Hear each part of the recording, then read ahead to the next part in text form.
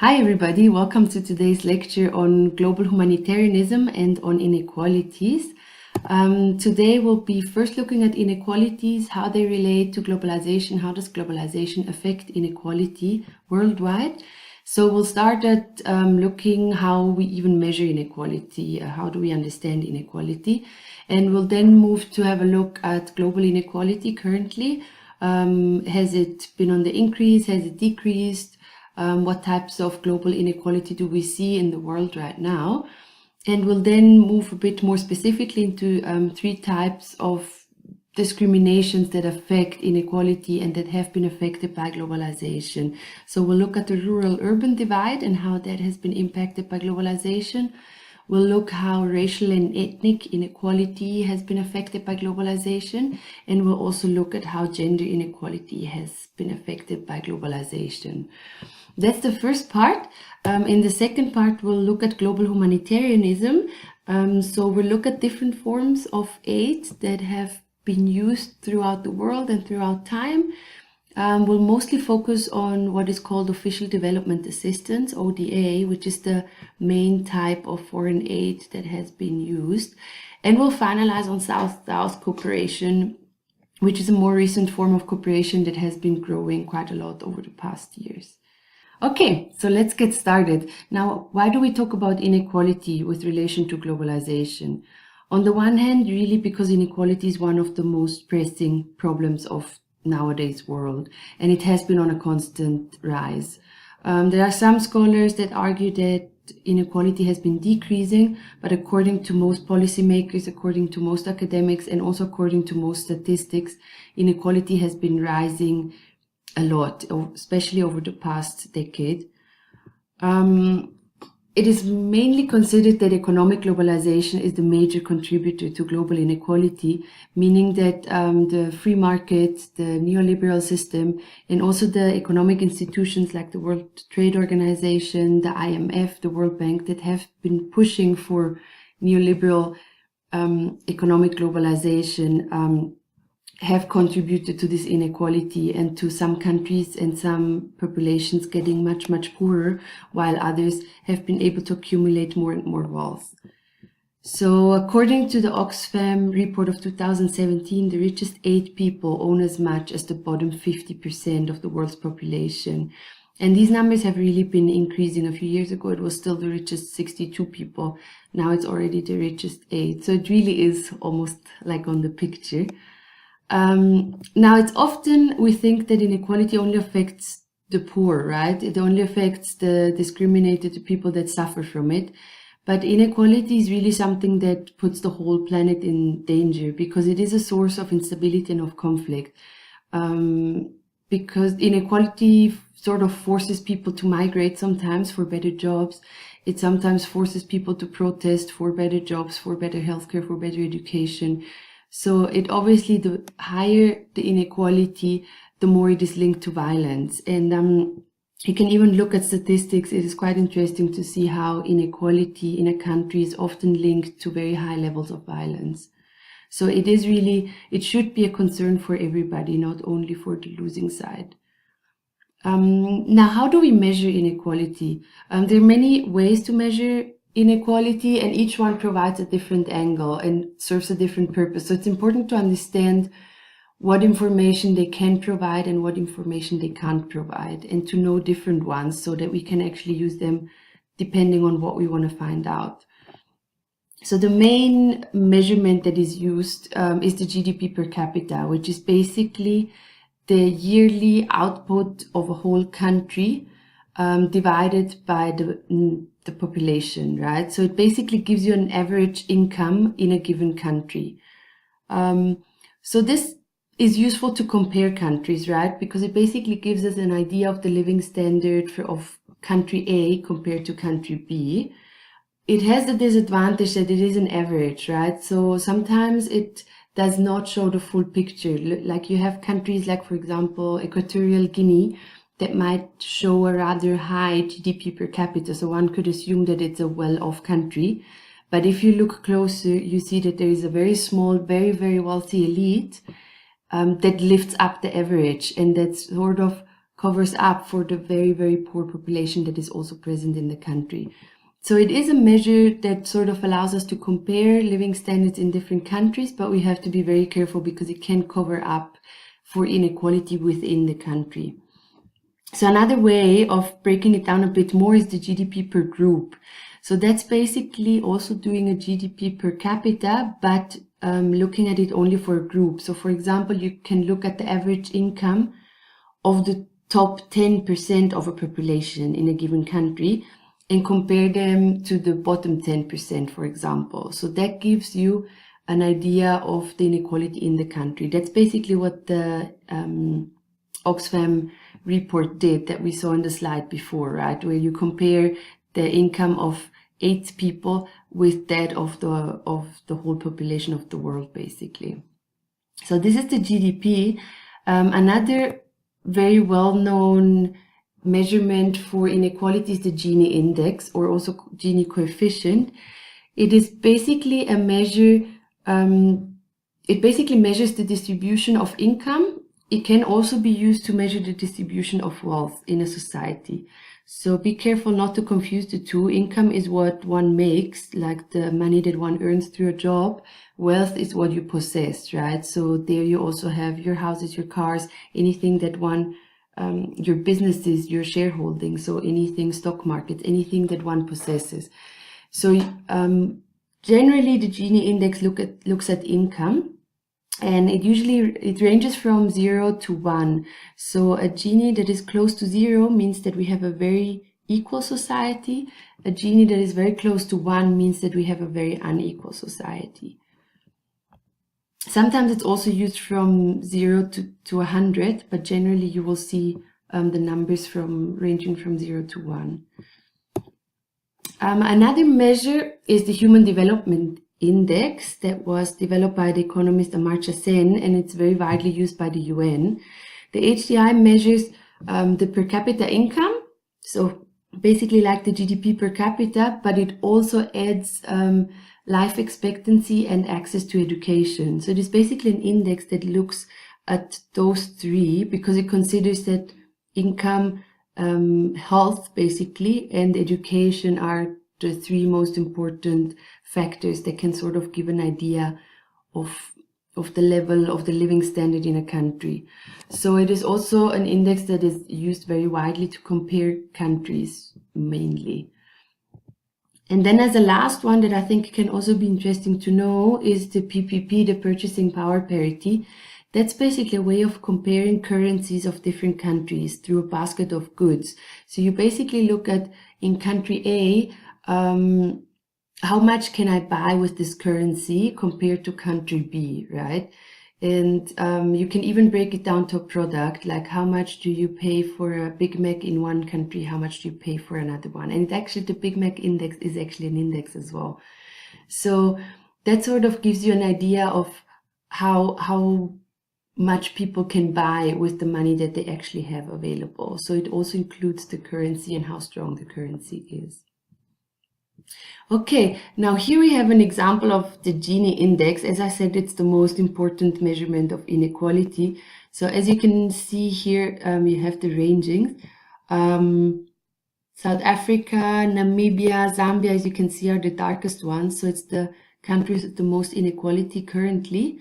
Brazil used to be in the top as well, but as you can see, it's a bit lighter now. So there have been efforts to decrease inequality that seem to be at least a bit successful.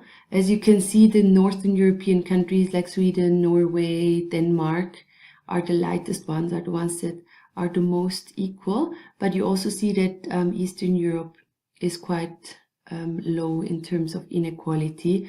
And then you have some countries, mainly conflict-struck countries, that have no data available. So this just gives a bit of an overview of how wealth is distributed around the world as well. Okay, now there's obviously inequality within country, which is generally what the Gini index shows you, but there's also inequalities between countries, right, among countries in the world system. And there's one very important theory that was developed that is called the world system theory. And it basically looked at how different countries depend from each other and are more or less exploited by other countries, and how that affects inequality within the global system. So according to world system theory, the world is divided into three. You have the core, which is like the wealthy industrialized countries that are the ones that promote or promoted the neoliberal system. So that's basically what we understand as the West, right? The US, Europe, basically. Then you have the semi-periphery, which is sort of the in-between, which is the developing economies like Brazil, like China, like India, like South Africa. It's basically like the BRICS countries fall into that section, and also a few other countries. And then you have the third part, that is the periphery, that are basically the countries that are on the outskirts of the economic system, which are the poorer countries. And it's often the countries that have entered the neoliberal system last. So it's countries that have joined the current international trade last and are therefore worse off. So what Wallerstein, who is the guy who invented who put up the theory, what he argues is that the position of a country within this world system really determines its powers. It determines how it depends from other countries, and it also determines its ability to develop its economy. So basically what he argues is that if you're in the periphery, if you're one of the poor countries, it is very difficult to develop your economy and to actually break out of that structure and move into the next, basically move into a semi-periphery, or from there move into the core. And he also argues that these power relations were established by colonial system, and that they continue to be in place through the global financial institutions like the IMF and like the World Bank. And he also argues that semi-periphery, like the countries in the semi-periphery, that they have a power over the periphery, but are still exploited by the core. So they're basically in between. And it was a theory that changed the understanding a lot, because it was one of the first theories that sort of also looked at how poverty has really been produced by global inequalities in trade and in finance systems as well, and how this is how the system sort of keeps certain countries in that place. So it has been a very controversial theory as well, because there's people who don't agree with it, but I think it gives a good understanding of current global inequalities. Here we see a map according to world system theory. So you see the countries in orange are part of what is considered the core. So it's basically Western countries plus Australia and China, who is slowly moving into there, and Japan, that is already in there. Then you have the semi-periphery, as we said, South Africa, Brazil, some other Latin American countries, Nigeria on the African continent. And then you have the periphery, which is really the countries that have the lowest living standards, that have the lowest economies. So if we look at the bottom billion, and the bottom billion is really the bottom, like the poorest billion of the world's population. If we look at that, 70% of the people of the bottom billion live in Africa. And this obviously poses big problems to the countries, because they face much lower life expectancy, they face higher infant mortality, there's often big issues of malnutrition, low incomes, lack of infrastructure, a big lack of access to internet and technology that then affects all the other areas as well. And there's often also more pollution and more e-waste, because corporate companies might be less responsible in terms of their pollution and in terms of their waste. And this situation has unfortunately really grown worse. So there are several factors that can sort of trap a country in a cycle of poverty. It's not the only ones, but it's 4 factors that are really dominant if you look at which countries are the most affected by poverty. So one big factor obviously is ongoing civil wars and ethnic conflict that affect the economy, they affect investment, they affect everyday life, they pretty much affect everything. And if they're ongoing over several years, they really trap a country in a cycle of poverty. A second factor is in many cases the richness in natural resources. And this for two reasons. One reason is that if there is one natural resource that is very dominant, like for example oil or gold or diamonds, a country's economy is very likely to focus completely or almost completely on that natural resource. And that makes the country's economy very dependent on one factor. So if prices of that good go down, the whole economy is affected widely because it is not a diversified economy that relies on several products and on several industries. So that's one reason. The other reason is obviously that often conflicts are linked to the presence of natural resources because you have different groups that want to possess the resources. You have outside influences from other countries as well that want to make sure that they have access, at least in part, to some of the resources. So those are two reasons that make this factor also an important one. Another important factor that can trap a country in a cycle of poverty is being a landlocked country with what you can call bad neighbors, right? So if you're a landlocked country, you obviously have pretty much no access to trade across the ocean. So you need to first have your goods transported through railway or by trucks to a port. So if you have surrounding countries that are not very stable or that might not have infrastructure, this can really affect the economy and the potential of how the economy can grow. It is different if the surrounding countries, like in the case of Switzerland, for example, Switzerland is landlocked as well, but the surrounding countries like Germany, Italy, France are stable economies, and there is a high level of cooperation in economic terms. So in that case, it doesn't have to be a negative factor. But in other cases, like Malawi, for example, is also a landlocked country and has economies around itself that are not necessarily that stable. So in that case, it can be a disadvantage. And then obviously another big factor is bad governance in general. So high levels of corruption or also just policies that are not functioning obviously affect a country, and they can affect in the long term, especially if they create a lot of debt that then affects the country for decades. Okay, so now looking a bit more into depth at three different types of inequalities. One type of divide or inequality is between rural and urban, and globalization has really increased that divide. On the one hand, because globalization has affected rural areas, particularly in poorer countries. On the one hand, because there's much more monocultures that often negatively affect the environment. And on the other hand, because also many agricultural areas have started to produce more for the global demands than actually for the local needs. So farmers might be producing products that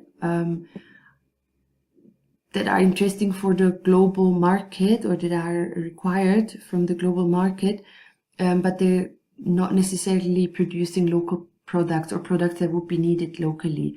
An example, for example, in Nicaragua is very strong on coffee, but within the countries, very few Nicaraguans are actually able to afford coffee because the coffee is of such high quality and most of it is exported. People in Nicaragua usually drink Nescoffee or the coffee or some mix that is not really coffee. And it does affect how the land is used, right? The same happens often with sugar, with cocoa, all of those products that take up a lot of space. Palm oil is another one. So globalization in respective to rural areas really has increased poverty in those areas. Now, regarding cities, cities have basically become the centers for globalization, right? You have world cities like New York, London, Tokyo, Shanghai that are increasingly globalized in terms of population, in terms of how they're linked into an international networks, in terms of trade, in terms of finances. So that's really where globalization has sort of monopolized wealth. And what's also interesting to see is that there is a trend towards cities being increasingly linked directly among themselves. So it's not necessarily trade between the US and the UK anymore. It might be trade directly between New York and London, or between New York and Tokyo. So that's also a trend that has sort of been pushed by globalization, and that obviously increases the divide between cities and between rural areas a lot. However, you also have an increase of mega cities, which are like massive cities with millions of people, that face huge problems, problems of overpopulation, of increasing urban slums, health issues, pollution, deteriorating infrastructure. So that's big cities that have had a lot of migration from rural areas and from other countries, and that are not able to actually cater for all the people that are coming to the city, and that also don't have enough jobs for all the people that are coming.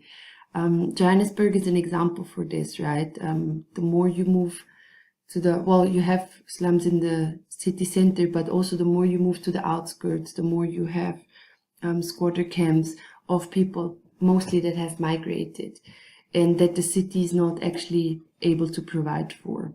So globalization has really increased the divide between rural and urban, and it has increased inequalities and made the situation worse for the rural areas. Okay, now looking at racial and ethnic inequalities, globalization has also increased racial and ethnic inequalities in some way, because you have much more diversity in many countries, because there is much more flow of people, because people are more mobile than what they used to 300 years ago. You have much more diverse countries, which often leads to more racism and more xenophobia. I think we've seen a lot of cases recently in the news from all over the world, where right-wing parties and racist speeches are sort of on the rise again. And what is also interesting to note is that many conflicts in the world in the past, but also current conflicts, are at least partly based on racial and ethnic differences. So an example, you obviously have apartheid, but also the Rwandan genocide between the Hutus and the Tutsis. The wars in ex-Yugoslavia were also ethnic wars. Nazi Germany was to some extent also almost an ethnic issue. So there are many cases of very strong conflicts that were at least partly based on racial and ethnic differences. And because we're growing more diverse globally, there is a potential for an increase of such conflicts worldwide, which is kind of scary. Just a quick note, in social sciences, race and ethnicity are considered social constructs. So it's considered that something that we have created as a society, that although you might have physical differences, the sort of what we attribute to a race or to a certain ethnicity is socially built. And it's also understood and defined differently in different parts of the world. And obviously, as we've seen in history and we still are seeing, it has also often been used to justify exploitation and the inequality of wealth and of power, sort of by defining one race as inferior to another. It was sort of okay to have a certain inequality in terms of wealth and of power, and we still see that. This is a map, just because I think it's interesting. This is a map of all the ethnic groups in Africa, on the African continent. So literally every color is a different ethnic group. Yeah, it's a lot. So just as a brief input. Okay, now I found a case study, a brief case study. It's an example of racial inequality in the USA, and it focuses on how race affects the access to wealth in the US, and how people of color, like either Black Americans or also Latinos, are affected, well, how their race affects their wealth and their chances of wealth in the US. Dig deep into America's $17 trillion economy, and you'll find fractures beneath the surface. The spoils are split unevenly between men and women, old and young, high school dropouts, and MBAs. But one of the most divisive disparities is only skin deep. This is the economy in black and white.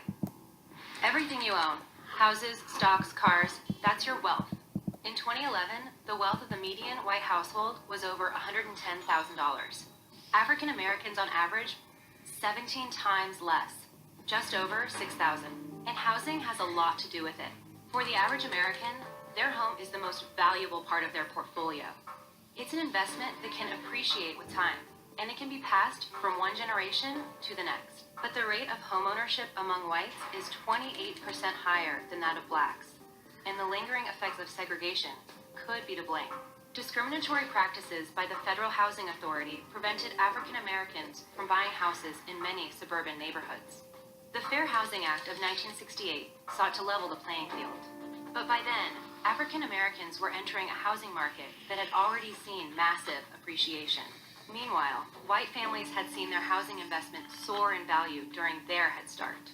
Fast forward to the 21st century, minority groups were again victims of housing exploitation, this time by big banks. Bank of America and Wells Fargo, among others, were compelled to pay hundreds of millions of dollars in fines and restitution for pushing minorities into exploitative subprime mortgages and charging them higher rates and fees. This contributed to the fact that blacks and Hispanics lost nearly a quarter of their wealth between 2004 and 2010. Whites lost just 1% during that same period. So the American economy houses two realities, one black, one white. The divide between them, a measure of inequality. Questions. You can either quickly think them through for yourself, or if you have someone next to you, discuss them. What main reasons does the CNN video mention for the racial inequality in terms of wealth in the USA? And also, what specific ways or what different ways of discrimination did you see in the video? Just quickly think about it. Okay, moving on. Another important type of inequality is gender inequality. Generally, globalization has rather reinforced pre-existing gender structures and barriers and sort of made them global.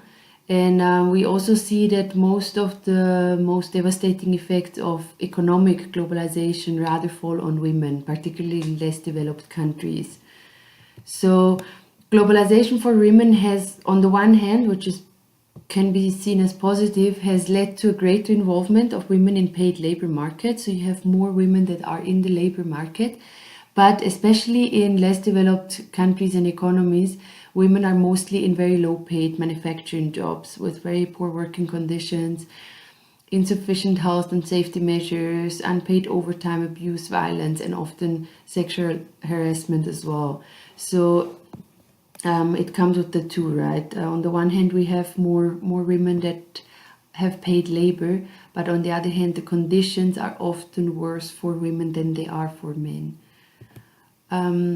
Globalization has also, or actually this greater involvement of women in paid labor has brought a multiple workloads for most women in most countries, because it's still mainly women that take care of the household, take care of children and of elderly people, and on top of it have the job. So this multiple workload has also come with globalization for women. There is a very strong increase of female migration for jobs that was not visible decades ago. And with that, we also have an increase of sex trafficking, abuse, and prostitution. And the networks for sex trafficking have become much more global and much more connected. So that's also a negative effect of globalization for women. However, there has been a lot of progress has been made in the fields of education and health. Thanks to women's rights movement, but also thanks to international organizations and to governmental policies in many countries, and also thanks to global efforts.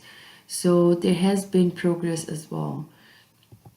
This is a map, several maps of the Gender Inequality Index of 2013.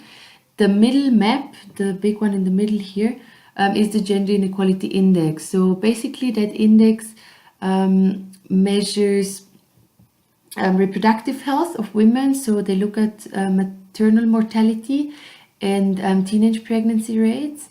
They also look at women's secondary school attendance and women representation in parliament. and they look at women's share in labor force. So they basically look at how the situation of women is in terms of health, in terms of education, in terms of political and economic participation.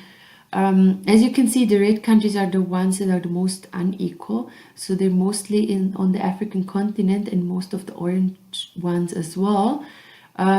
Europe, Northern Europe, and Canada are the more equal ones in terms of gender inequality index. But you see in the other maps that some these are other indexes or other measures. Like here, for example, you have women's share in parliamentary seats, and here you can see that the American continent, especially Latin America, is doing much better than the rest of the world, and the African continent is actually also better off than big parts of the world. So there is more representation of women in government, in parliament, in these parts of the world. The Arabic part of the world are the worst off.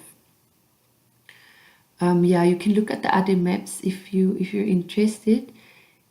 Here you have the maternal mortality ratio, adolescent fertility rate, share of women and girls in labor force, and share of women with secondary education. This was 2013. Okay, so now just a quick case study. Obviously, South Africa is a good case study in terms of inequality. On the one hand, because it has one of the highest Gini indexes, meaning that it is one of the most unequal countries in the world, but also because it really has the gender and the race and the class factors that are very prominent and that are interlinked. So this is an article by Edward Webster, who is professor at Wits University, that was published in 2017. So as I said, or what he also says, that South Africa is one of the most unequal societies in the world, and that actually the top 10 of the population earn about 60% of the income of the whole country. So the Gini index is still at 0.66. Same as it was in the early 1990s. So there has actually not been an advance or progress made in terms of inequality since the end of apartheid. Race, class, and gender, and especially their intersectionality, their overlapping, are key to understand the inequality.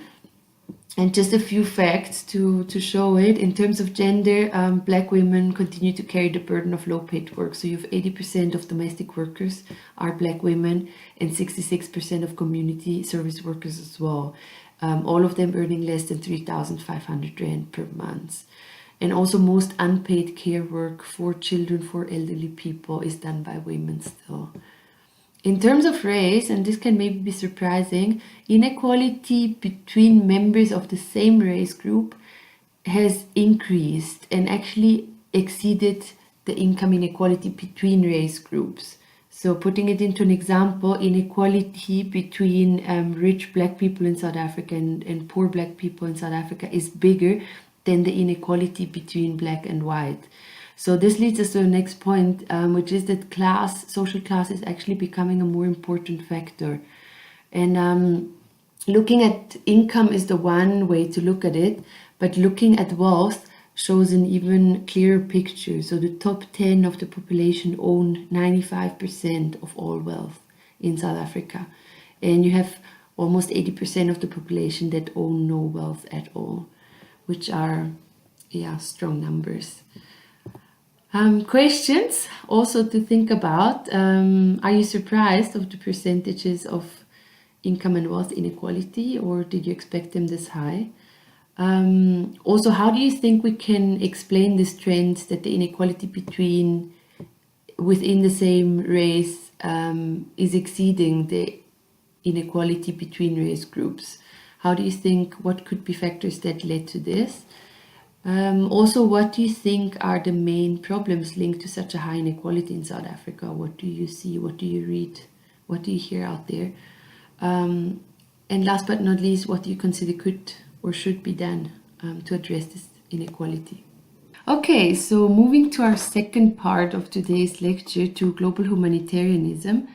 I guess you've all seen these ones. In 2000, the United Nations designed 8 development goals to tackle extreme poverty. The idea was that starting the new millennium, the world and all the countries in the world would commit to tackle extreme poverty by following these 8 goals. And the idea was to reach zero poverty by 2015. In 2015, the goals were not achieved, so that's when they were expanded to these 17 goals to sort of define smaller and more concrete goals. And you also see that there are new goals that are more related to climate change as well, like, for example, Goal 12, responsible consumption and production, Goal 13, climate action, even Goal 6 and 7, affordable energy and clean energy. So these are basically the goals that all countries have agreed to, and even all leading development institutions have agreed to work on.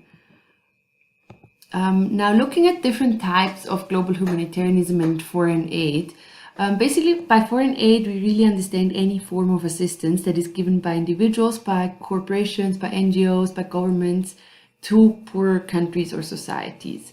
So there are different types of foreign aid.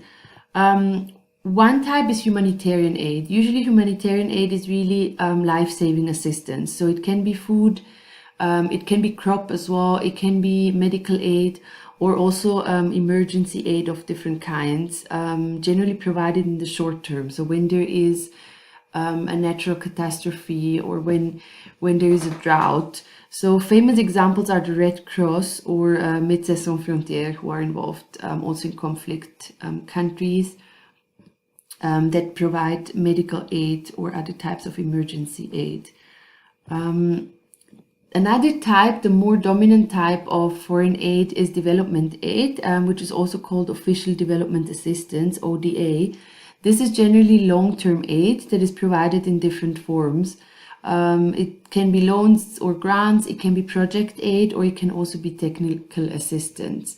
So the difference is mostly that humanitarian aid is generally short-term, and it's in emergency situations mostly, while official development assistance is usually long-term projects.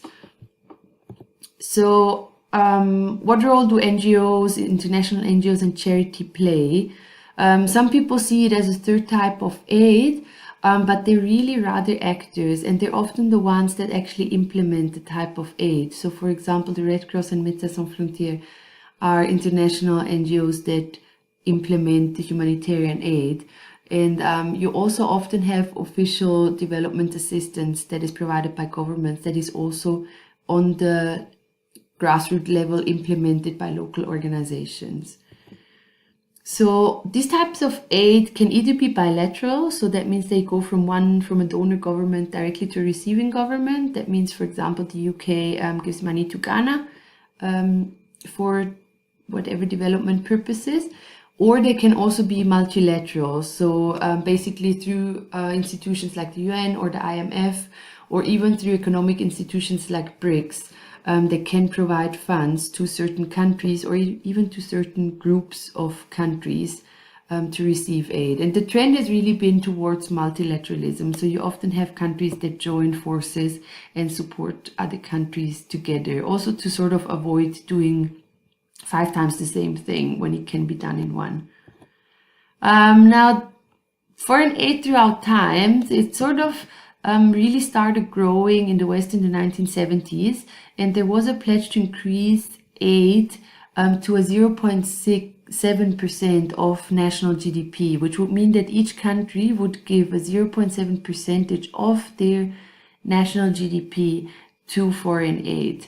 It might seem small, but it is actually quite a lot, and most countries are below that. In the 1980s, the aid diminished, and there were much more conditionalities that were attached to the different loans or the different projects, mainly because there was an economic crisis, so the countries were less able or less favorable to giving. In the 1990s, there was sort of a disillusion with aid, so the budgets have also gone down a lot in those times. And in the 2000s, we sort of, with the UN Millennium Development Goals and with different summits, and also with famous people, popular people getting more involved in the whole aid industry, there has been a push for more aid again. Okay, now here, quick video where the aid comes from mostly and where it goes mostly.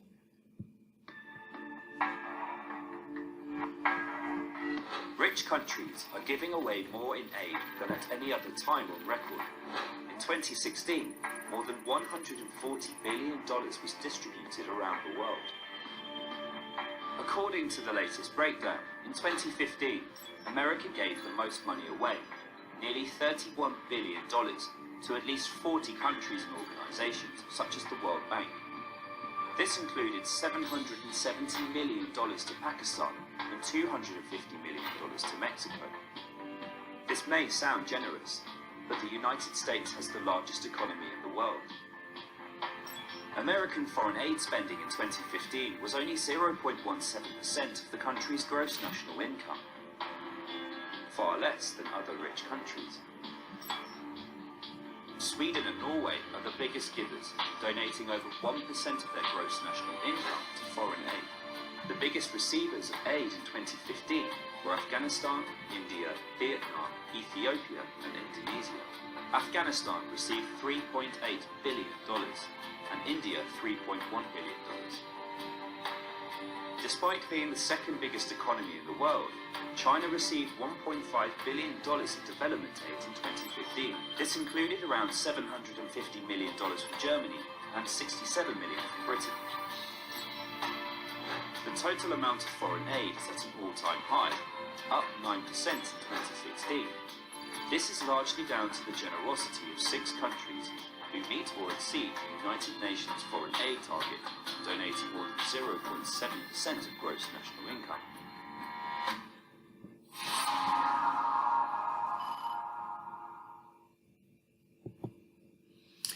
Now, there have been lots of controversies around foreign aid, and one controversy is a very basic one, which is, does it even work? Does foreign aid really provide development? Does it really alleviate poverty? Does it really diminish inequality? So there's one representative on the one side, Jeffrey Sachs, who wrote The End of Poverty, How We Can Make It Happen in Our Lifetime, which became a very famous book. So basically what he argues is that poor countries are stuck in a poverty trap, which is the trap that we looked at before, right? And what he argues is that poverty is often the cause of future poverty because there is little infrastructure, because there's little access to education, to health. This causes poverty again, and people are stuck in poverty. And what he argues is that what is needed is a simultaneous development of human capital, meaning of people, through education, through health, and through entrepreneurship, jobs, and also development of infrastructure at the same time that would sort of get the economy going. So the solution he proposes is what he calls a big push, which would be a very rapid and high increase of the level of foreign aid that would sort of push economies out of that poverty trap. So he's basically the one who suggested the 0.7% of GDP because he argued that if all countries would donate that to foreign aid, it would be possible to end extreme poverty in the world. So that's the one position. On the other hand, we have the complete opposite position. William Easterly is just one example of people who are against foreign aid. What he argues, looking at numbers and statistics, is that the countries that have actually been the most effective in fighting poverty, countries like China, like Malaysia and Singapore, are the ones that received very little aid. So he argues that aid is actually not the one factor that gets countries out of poverty. And he also shows that data from 22 countries that have received aid does not actually show an increase of productivity, a significant one, despite all the millions of money that have been put into the countries. So according to him, there is no evidence in statistics that foreign aid actually does better a country's situation and that it does increase economic performance. And he argues that that's the case even in countries that have been well governed and that have used the money appropriately. So these are really the two sides to the debate of foreign aid. You have people that really support it, that say it is the way out of inequality in the world, it is the way towards a more equal world. And you have people that really say, no, foreign aid is actually damaging the countries because it's creating new dependencies. So looking at the donors, why do donors give? There's obviously a lot of different reasons. One can be the solidarity and the objective to improve lives of less fortunate people. I think that's mainly a reason that individual donors have, specifically donors that give to charities and to NGOs directly that want to sort of give back. Donors also give because they want to decrease global inequality and therefore contribute to having more stability, because they realize that inequality leads to instability and more migration and more violence. So there can be a self-interest behind it as well. There is the religious belief in charity and in providing help to the less fortunate. There is also a big part of giving is also a strategy to achieve foreign policy objectives. So it can be different objectives. It can be to assist countries or governments that are like-minded, that are friendly. It can be to advance military or security strategies. So it can be geopolitical interests, like making sure you have a country that is sort of aligned and that is in a strategic region, which is something that happens often with the Arab region. Another objective can also be to promote economic interests, so to boost trade relations, to promote the liberalization, the opening of markets, and to also bring in own corporates into those countries, into those markets. And then also to some extent the spread of own ideologies. I think that was mostly the case during the Cold War, where the West wanted to spread its capitalist ideology, while the Soviet Union wanted to spread a communist ideology, and therefore also invested into countries by giving foreign aid. And another reason can also be as a compensation for past injuries, basically as a compensation for colonialism, for imperialism and exploitation that came with it. There are also some donors that consider it an obligation under international law and according to human rights standards. So in order to align with human rights standards, they consider that it is important to contribute with foreign aid. Now, looking at countries who receive foreign aid, the OECD maintains a list of countries that are eligible for foreign aid, and there have sort of been trending beneficiary countries. So and there has also been a trend to sort of in the past year to withdraw aid a bit more from Latin American countries and focus more on African countries. And even within continents, there are countries that are sort of trending a bit as beneficiaries, either because they're countries who might go through a drought or through some specific problem, or because it's countries that might be poor but that might be rather well governed and stable, so they're usually sort of seen as more eligible for foreign aid. Historically, most of the official development assistance has gone to sub-Saharan Africa, and in most African countries it makes up to 5.5% of the gross national income, so it's quite a lot in many African countries. And if you look at maps or on basically the main beneficiary countries of specific donors, you can see that donor countries have sort of specialized on certain recipients. Like Spain's main focus is on Latin America. The United States focuses a lot on the Middle East. France mainly on Francophone Africa, basically on ex-colonies, and Britain mostly on Commonwealth states. So it's very much related to what used to be colonies of those powers. And during the war on terror, this is maybe also an interesting fact, Iraq and Afghanistan were the ones who received the biggest quantities of foreign aid. For example, in 2005, Afghanistan received 38.5% of its own gross national income in aid. So those countries have received huge quantities during those years. Now, there's lots of different controversies within official development assistance as well, of people that are within it that are also disagreeing on certain things. One, for example, is whether assistance should be tied or untied. In the past, much of the aid was tied to certain economic conditions or to certain policy or governmental conditions, or sometimes it even went as far as to say, we're giving you money for an infrastructure project, for example, but you need to use this and this company to build the bridge, for example, or the airport. And it often used to be corporates or companies from the donor country. So this has been criticized a lot because it was also seen as paving the way for those corporates into new markets.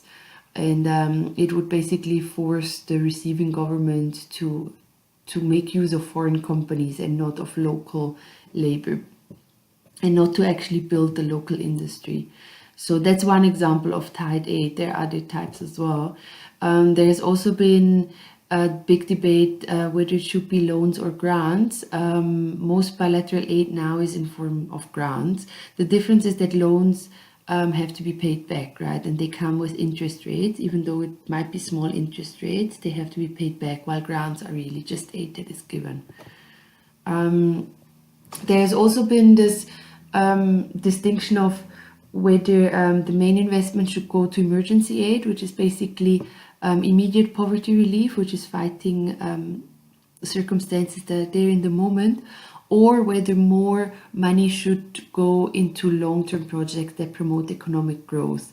So there has been a debate which one is more sustainable and which one the main focus should be on. There has also been a debate of whether aid should simply go to the poorest countries because it's the ones most in need, or if it should rather go to countries that are well governed, where it's sort of safer to invest the money and to also be sure that the country will make the most out of it and use it in the most effective way. And a last debate within foreign aid is also who should disperse the aid. Should the aid go from government to government, or should it go through international NGOs? Should it go through NGOs, through the private sector? Who should manage the aid? And also, how many steps does it take to really get to the ground, and how much money can possibly get lost on the way there through the different bureaucracies. So that has also been a very big debate. Now, to conclude on this topic, there have been lots of critiques to foreign aid. These are just a few. One big critique is that it creates new dependencies and that countries actually don't get to develop their own market and don't actually get to stand on their own feet because there is this money coming in. Another big critique is that it takes away responsibility of recipient governments. So often aid provides services that should actually be a responsibility of a government. For example, education, health, infrastructure are usually considered public goods that a government should provide. Now, if NGOs, if other governments, if foreign aid steps in, there is not really an incentive for a government to actually take on those responsibilities. So that has been another very big critique. That is also a critique towards NGOs and charity work of like smaller organizations as well. Another big critique is that it is used for geopolitical interests or even for neocolonial practices. So basically what I mentioned, that the interest is to actually have access to resources, have access to markets for own corporates. So basically the idea behind this critique is that really the donor country is actually just trying to open up markets for itself and not actually giving out of a good reason. Which links to the next one, that it has paved the way for multinational corporates. Another critique is also that emergency aid has in certain cases damaged local markets. For example, if there is a drought and there is a lot of food that is brought into a country, it might completely damage the local farmers that are still trying to sell their products, that are still trying to sort of have a small market going. So there have been cases especially in countries that experience drought often, like Somalia, Ethiopia, where the critique has been that every time that there is a drought, emergency aid comes in, and that it's actually not sustainable, that the world should look for more sustainable ways to guarantee that those droughts do not occur, or that the country is ready to deal with it if it occurs. There have also been cases of sexual abuse, of discrimination, of use of violence against the receiving population. This has especially been the case with emergency aid that goes in after catastrophe. There have unfortunately been lots of reports and cases where the people going in to provide aid have taken advantage. So it's specifically related to sexual abuse. There have been various cases that have been in the news. Another critique that has also been out there is that the way in which some agencies promote foreign aid or fundraise reinforces patronizing stereotypes, that they reinforce the sense of pity that the West might have towards poorer countries, and that it actually does not benefit the way in which we interact on a global level. So World Vision is one of the organizations that have been criticized a lot for that, because of the kind of advertising that they do in order to fundraise for their projects. And another big critique is that there are too many intermediaries that consume too much of the aid. So basically that from the original donor down through the international non-government organization to the local NGO, that there's too many steps where too many people earn a salary, and where there's too much money going into administration and bureaucracy, so that actually very little money goes to the actual beneficiaries. So these are just the main critiques basically to foreign aid. You'll see two different aspects of foreign aid in three short videos in your tutorial, in the online tutorial. You'll find them online. They're 2 to 3 minutes each, and they do show different perspectives on foreign aid. Now, to conclude, I just quickly want to touch on South-South cooperation as well. South-South cooperation is the cooperation of developing countries among them without involving the traditionally powerful countries like the US, like Europe. It's something that started in the late 1960s, and it started mostly from Latin America. It was inspired by Latin American scholars, and the idea was really to decrease the dependence from Western economies and to start forging ties among southern countries that would be less based on exploitation, and that would also sort of promote practices and promote processes that are relevant to the development of their own economies. And much of the South-South cooperation consists of trade agreements and capital flows that are also slowly replacing contracts that these countries were having with Western countries. So it is something that is growing and that is contributing to a shift of power and of trade relationships in the world. It has therefore sort of become an alternative model for development as well. So you also have institutions like the BRICS, or also countries that are part of the South, that are providing development loans and grants to other countries now as well. So that's also a new development of the past decade, more or less. Now, questions to conclude. Do you consider South-South cooperation a good development? And what are possible benefits, and what are also potential risks, or what are risks that persist even with this kind of cooperation? We can discuss this lecture in our next presential lecture. As I said, next week you have an online tutorial again on global humanitarianism. It's available on Moodle under week 6. So you make sure you go under week 6 and not under week 5. As I said, it's 3 very brief videos and a few questions to discuss in the forum. The next lecture will be on migration. It's going to be a face-to-face lecture again. Book chapter 10 is the one that gives you basic information to it, and there are a few Moodle readings as well. And just as a quick information already up front, the tutorials on environment, which are happening on the 17th and 19th September, and the one on international crime, 24th, 26th September, will be the ones that will be marked, that will give you 5% of your end mark each.